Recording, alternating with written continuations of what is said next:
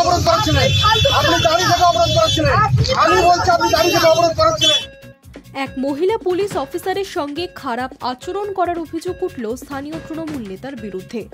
হুগলির গোঘাট থানার মহিলা পুলিশ অফিসারকে নিগ্রহের অভিযোগ। ঘটনায় গোঘাট থানায় শতপ্রণোদিত মামলা রুজু করা হয়েছে অভিযুক্ত তৃণমূল নেতা সঞ্জয় খানের বিরুদ্ধে। পুলিশের কাজে বাধা, মহিলা পুলিশ অফিসারের শ্লীলতাহানি, অশালীন অপমান সূচক কথা সহ একাধিক ধারায় মামলা রুজু করেছে গোঘাট থানার পুলিশ। যদিও এখনো পর্যন্ত অভিযুক্ত তৃণমূল নেতাকে গ্রেফতার করা হয়নি।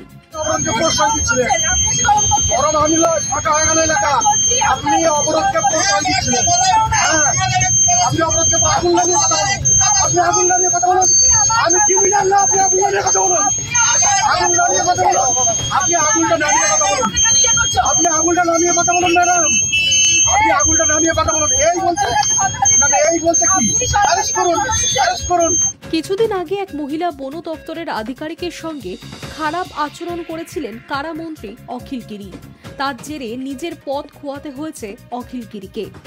সেই ঘটনার রেশ কাটতে না কাটতেই আরেক ঘটনা। এবারও অভিযুক্ত সেই তৃণমূল মন্ত্রীর পরিবর্তে নেতা, এটুকুই যা ফারাক। Hi news network.